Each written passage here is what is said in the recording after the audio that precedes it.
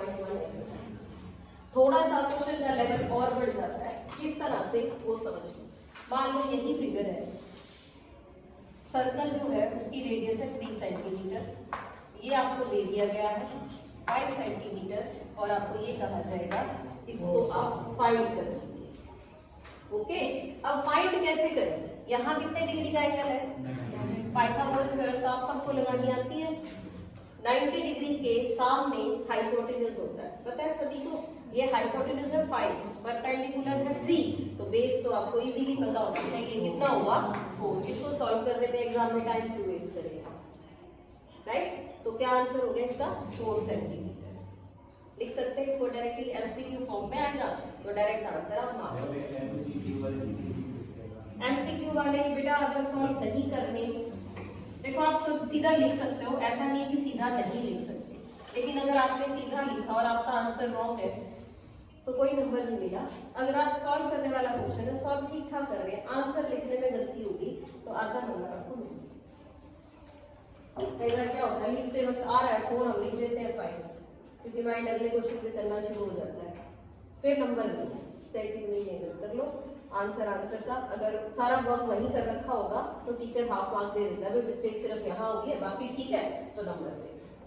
बेटा यहाँ तक समझ आ गया? अच्छा, टेंजेंट वर्ड में कोई कंफ्यूजन हो तो बता दो, क्योंकि चैप्टर पूरा टेंजेंट पे बेस्ड। पढ़े आगे इसके बारे में क्या क्या कहा जा रहा है।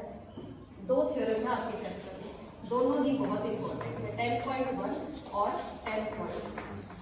थ्योरम क्या है वो समझ लीजिए, प्रूफ तो आपकी बुक में भी है, मैं आपको वर्बली बता देती हूँ। फर्स्ट थ्योरम की बात करेंगे।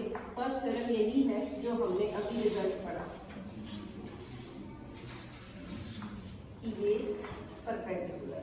थ्योरम में क्या प्रूफ करना है? That radius is perpendicular to the tangent. यही थ्योरम हम कह रहे हैं कि इस तरह से बहुत पॉइंट पे टच करता है ना बेटा। यहाँ पे P पॉइंट लिख लिया, यहाँ Q R S, ज्यादा की जरूरत नहीं है, आप चाहो तो सिर्फ एक से काम चला सकते हैं। फिर यहाँ भी एक पॉइंट है, मैंने इसका नेम रख दिया है X। वापस एक बार 9th में रिकॉल करेंगे, 7.4 एक्सरसाइज होती थी 9th क्लास में। उसका पहला क्वेश्चन ये था कि hypotenuse is the longest side. पढ़ा था क्या? करा था, वही 2 तो सबसे अच्छे से कराए थे। तो भाई वो फर्स्ट क्वेश्चन भी वही होता था, 6th भी वैसा ही था। हम सिर्फ ये देखते थे सबसे बड़ी साइड कौन सी है, हाइपोटेन्यूज, और जो परपेंडिकुलर होता है वो हाइपोटेन्यूज से हमेशा छोटा रहता है। ऐसा ही कुछ अब मैं यहाँ यूज कर रही हूँ, मुझे प्रूव करना है कि ये परपेंडिकुलर है, ठीक है। अब मैंने ये बहुत सारी लाइंस बना दी कंस्ट्रक्शन करके।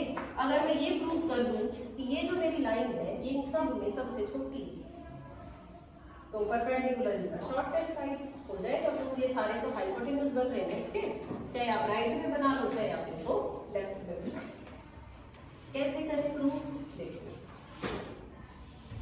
एक्स रखा है यहाँ पे लाइन, आप OP और OX सेम है क्या? OP और OX दोनों रेडियस है, रेडियस है ना, देख लो अच्छे से। अच्छा, अब देखते हैं OQ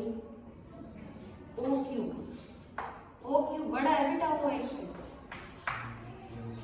है या नहीं? फिगर से देख लो आप, OQ OX से बड़ा है, और मैं ये लिख सकती हूँ कि ये OQ मेरा OP से भी बड़ा है, सेम तो है दोनों, रेडियस है। मैंने क्या किया, इसका नेम ही तो बदल दिया, रही तो रेडियस ही, तो OQ किससे बड़ा आ गया?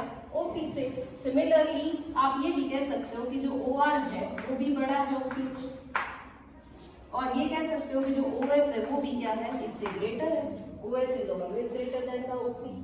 यानी जितने भी पॉइंट आपको इस लाइन पे नजर आए वो सारे ही इस OP से बड़े आ गए, यानी ये डिस्टेंस आपका क्या बन गया? शॉर्टेस्ट बन गया। और अगर ये शॉर्टेस्ट डिस्टेंस है तो हमें पता है कि जो शॉर्टेस्ट है वो परपेंडिकुलर लाइन ही बनेगी।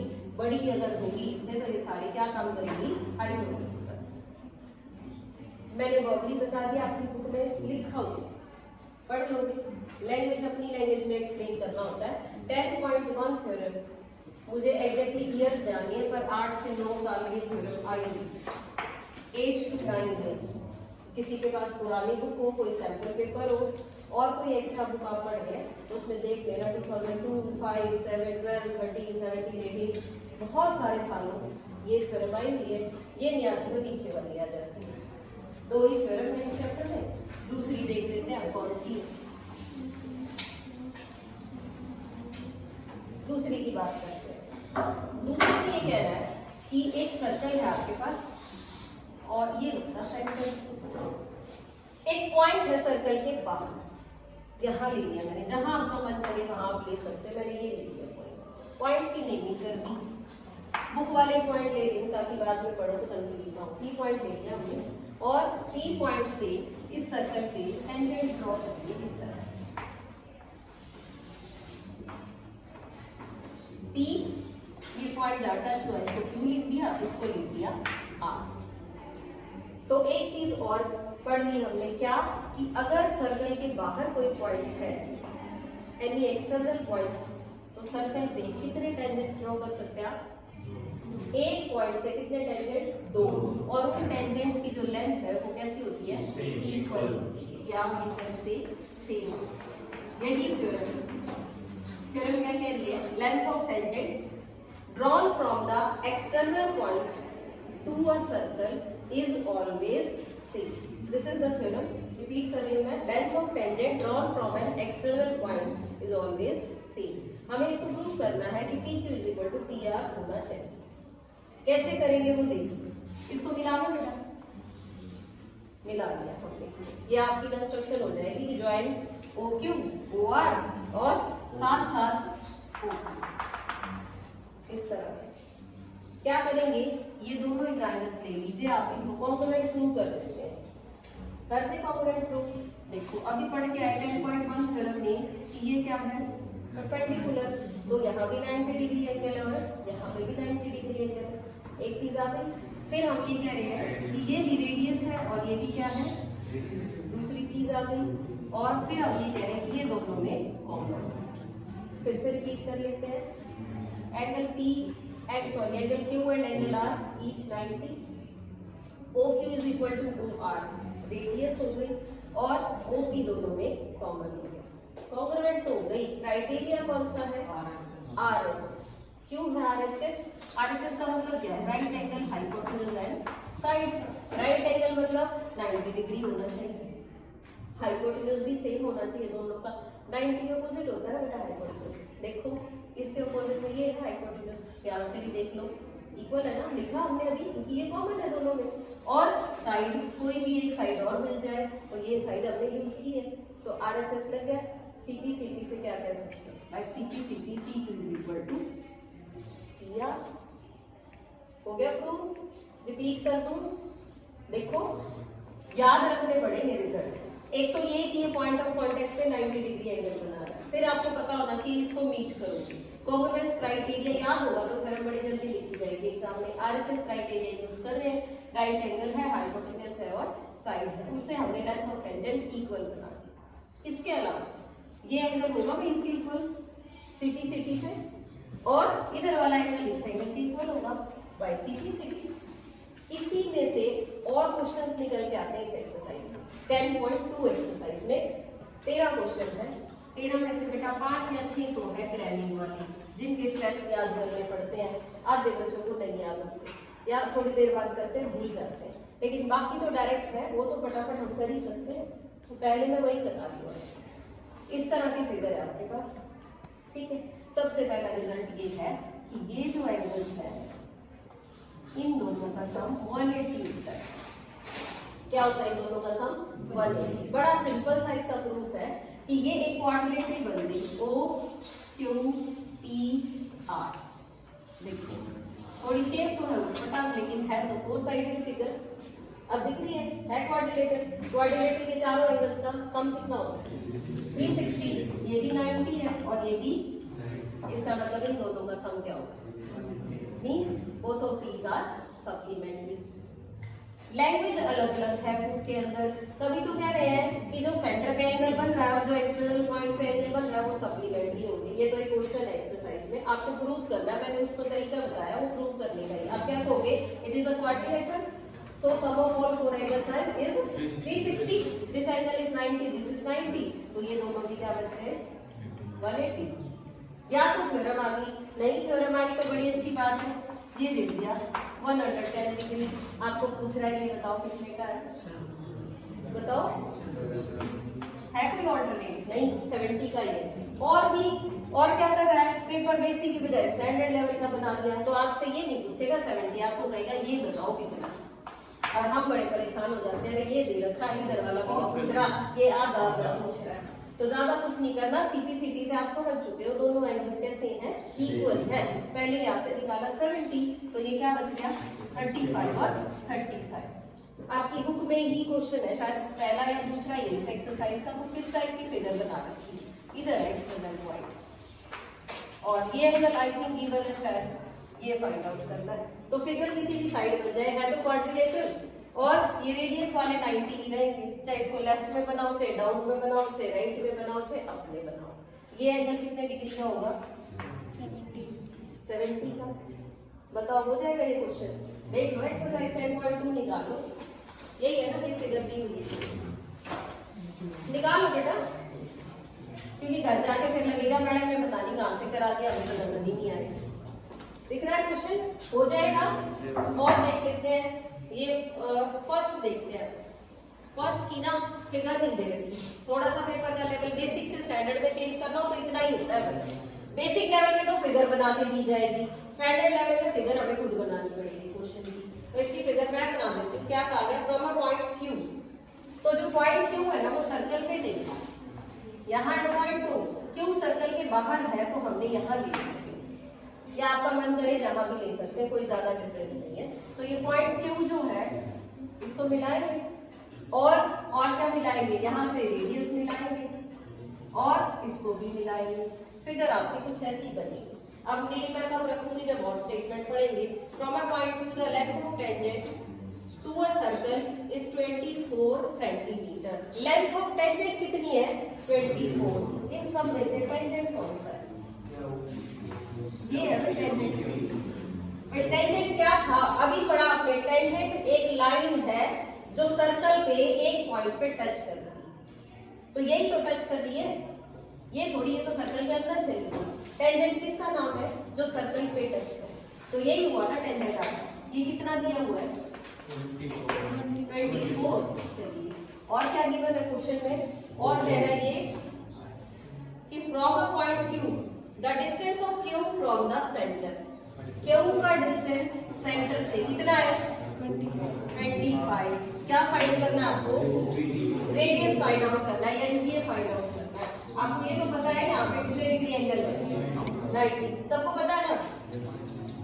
अब ये 90 तो इसका मतलब ये हाइपोटेन्यूज है, और ये क्या बन गया? इसको चाहे बेस समझ लो चाहे परपेंडिकुलर समझ लो, आपकी मर्जी है, दोनों ही काम करेंगे। पाइथागोरस थ्योरम लगा लेंगे जी, ये इस तरह ना आएगा। अब पाइथागोरस ट्रिपलेट याद हो तो डायरेक्ट आंसर भी लिख सकते हैं, नहीं याद तो सॉल्व कर सकते हैं, हो जाएगा। अब जरूरी नहीं होता कि क्वेश्चन हमेशा ऐसा दे रखा हो, एक कंफ्यूज करने के लिए ना 10.1 एक्सरसाइज का क्वेश्चन 10.1 का ना थर्ड क्वेश्चन करेंगे। देखो व्हाट आर स्टेटमेंट एक बार। हाँ जी, क्वेश्चन नंबर क्या है बेटा? क्वेश्चन देखो 10.3 में कहता है tangent PQ at a point P of a circle of radius 5 centimetre. एक सर्कल है, ये सेंटर हो गया, सर्कल की रेडियस कितनी है? 5 सेंटीमीटर है। तो चलो इस जैसी सी फिगर बनाने की कोशिश करते हैं। ये है 5 सेंटीमीटर। नेमिंग आपने करनी है, इसमें दे रखे क्या? Point P of a circle. Point P किसका है? सर्कल का। तो सर्कल का पॉइंट P ये हुआ, ठीक है। आगे देखो, ये दिया हुआ है a line leaves a line through the center O at a point Q। O से एक पॉइंट Q पे लाइन है और कैसी है? OQ कितना है? 12। OQ is 12 centimetre. तो आपको क्या फाइंड आउट करना है जी? लेंथ PQ बतानी है, बता दो जल्दी से।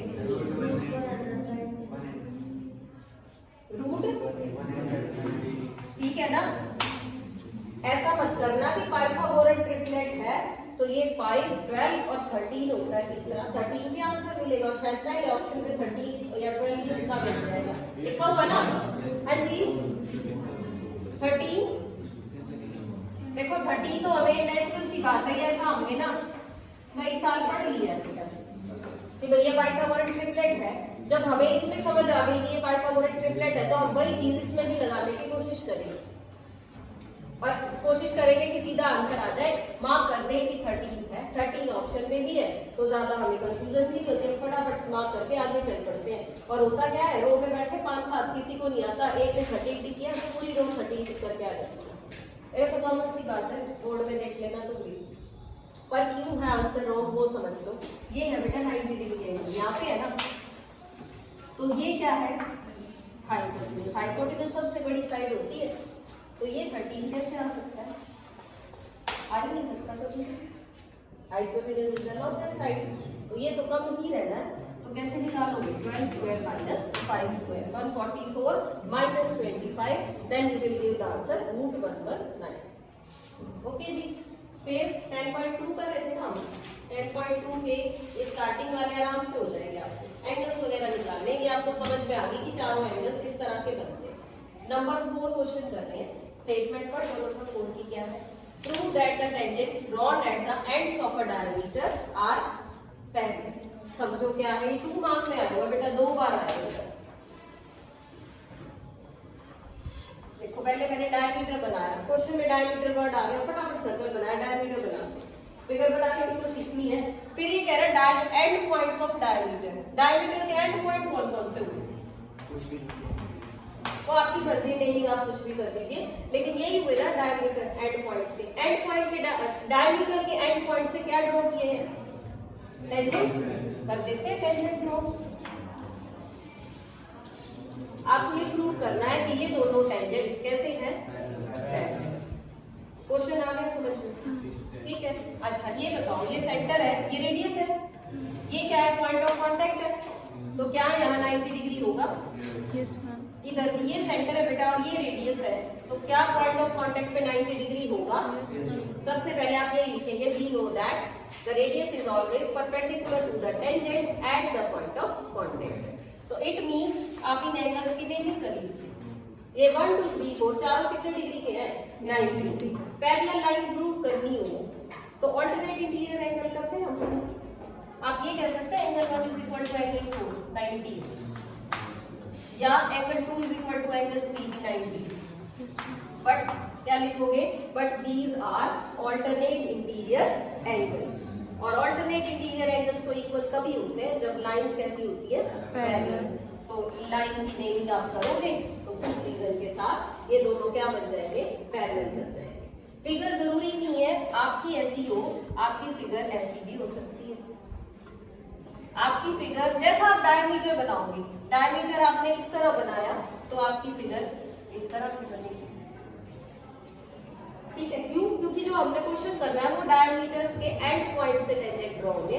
जैसा आपका डायमीटर होगा वैसे ही आप टेंजेंट ड्रॉ कर लोगे, हो जाएगा नंबर 4 भी। नंबर 5 पढ़ना, prove that perpendicular at the point of contact to the tangent passes through the center। क्या कह रहा है कि अगर सर्कल पे परपेंडिकुलर ड्रॉ कर दिया जाए, किससे, पॉइंट ऑफ कांटेक्ट से, तो ये कह रहा है आपको ये सेंटर से ही पास होगा। अगर परपेंडिकुलर होगा तो ये इधर उधर नहीं जाएगा, इस तरह से। ये प्रूव करना है कि अगर परपेंडिकुलर है यहाँ पे तो वो किससे पास करेगा, सेंटर से पास करेगा। ये तो सिंपल है बेटा, 90 डिग्री एंगल अगर है तो स्ट्रेट लाइन होगी, टेढ़ी लाइन हो जाएगी, तो 90 बनेगा। ये क्वेश्चन कभी आया भी नहीं अभी तक बोर्ड में, तो आप इसको छोड़ सकते हैं, बहुत ज्यादा रेलेवेंट नहीं। एक दिन और लगेगा अगर ये चैप्टर अच्छे से ही करना है, ताकि ये जो क्वेश्चंस बच गए ये मैं करवा सकूं। ठीक है, क्लोज कर दो।